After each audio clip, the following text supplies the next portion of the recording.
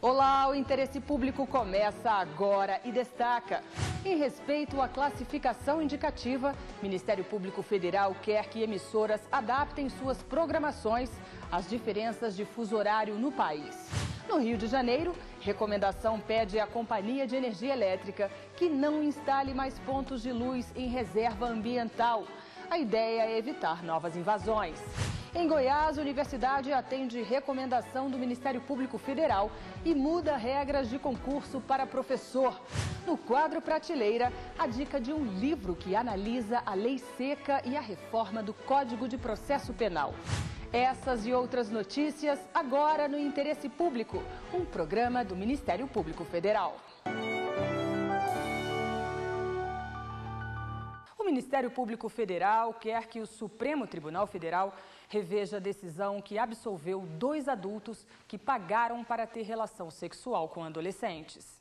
A preocupação do Ministério Público Federal e de toda a sociedade é com a proteção e o respeito às crianças e adolescentes. No Mato Grosso do Sul, 2 homens que pagaram para ter relações sexuais com 3 garotas de 13, 15 e 17 anos de idade foram condenados em primeira instância, mas absolvidos pelo Tribunal de Justiça. Decisão mantida pelo Superior Tribunal de Justiça, STJ, em recurso apresentado pelo Ministério Público do Estado. Os ministros da 5ª turma do Superior Tribunal de Justiça examinaram se os réus poderiam ser punidos com base em um artigo do Estatuto da Criança e do Adolescente e entenderam que esta lei se aplica apenas às pessoas que exploram menores para obter lucro, o que não ocorreu neste caso, já que os adultos pagaram diretamente às meninas pelo programa. A decisão é contestada pelo Ministério Público Federal. Trata-se de 3 menores, sendo que uma delas tinha menos de 14 anos, não tinha capacidade de consentir. A violência que, até conforme números julgados da própria corte, há de ser presumida por isso. A decisão levou o Ministério Público Federal a apresentar ao STJ recurso extraordinário para que o caso seja analisado pelo Supremo Tribunal Federal. Se espera que a Corte Suprema, tendo em conta que houve violação a disposições da Constituição, que acolha este recurso, que lhe dê provimento e que sejam os partícipes condenados exatamente nos termos em que isso ocorreu, em primeiro grau de jurisdição. Os crimes contra a honra de crianças e adolescentes praticados pela internet devem ser julgados pela Justiça Federal. A decisão é do Tribunal Regional Federal da 1ª Região, que atendeu o recurso do Ministério Público Federal no Tocantins. A Justiça Federal, em primeira instância, havia negado o pedido do MPF para quebrar o sigilo de dados de informática de uma pessoa acusada de alterar dados de uma menina em um site de relacionamento. Na invasão da página foram inseridas frases que atentam contra a honra da menor. A Justiça Federal alegou que a competência para julgar o caso era da Justiça do Estado. O Ministério Público recorreu e conseguiu, junto ao TRF da 1ª Região, que o crime seja investigado e julgado em âmbito federal. O MPF argumenta que esse procedimento está previsto na Constituição. Fique por dentro.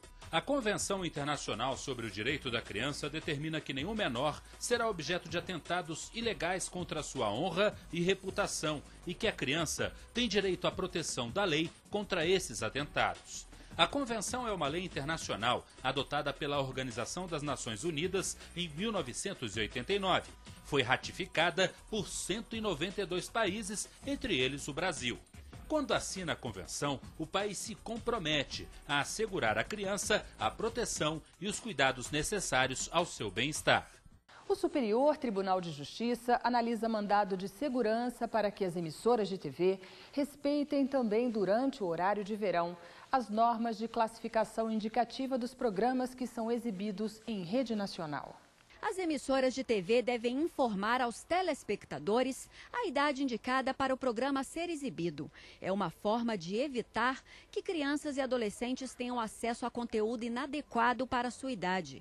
O problema é que no Brasil existem 3 fusos horários diferentes, o que dificulta a classificação pelas emissoras de televisão. As regiões Sul, Sudeste, Nordeste e parte do Centro-Oeste e do Norte seguem o horário de Brasília. Já os estados de Mato Grosso do Sul, Amazonas, Rondônia, Roraima e Acre têm 1 hora a menos em relação ao horário da capital federal. E no arquipélago de Fernando de Noronha e Ilha de Trindade, o fuso é de mais 1 hora em relação a Brasília.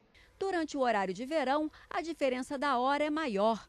Por exemplo, quando for 8 horas da noite em São Paulo, serão 6 horas da tarde no Acre. No ano passado, as emissoras de TV foram dispensadas pelo Ministério da Justiça de observar a classificação indicativa nos estados que não adotaram o horário de verão. O Ministério acatou o argumento da ABERT, Associação Brasileira de Emissoras de Rádio e Televisão, de que alterar o horário de exibição da programação nacional de acordo com a hora local de cada estado teria um custo muito alto. Em 2008, o Ministério Público Federal entrou com mandado de segurança no Superior Tribunal de Justiça contra a decisão.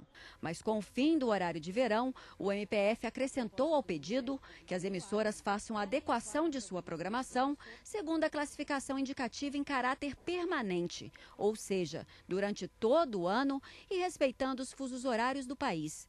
O MPF argumenta que cerca de 30 milhões de crianças e adolescentes ficaram expostos a programas inadequados durante o último horário de verão.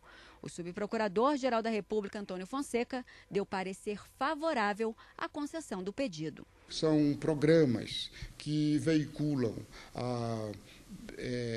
assuntos sobre sexo, assuntos sobre violência e outros assuntos impróprios para a formação da criança e do adolescente. Por isso que a forma objetiva de reduzir essa exposição é exatamente através da imposição da classificação indicativa.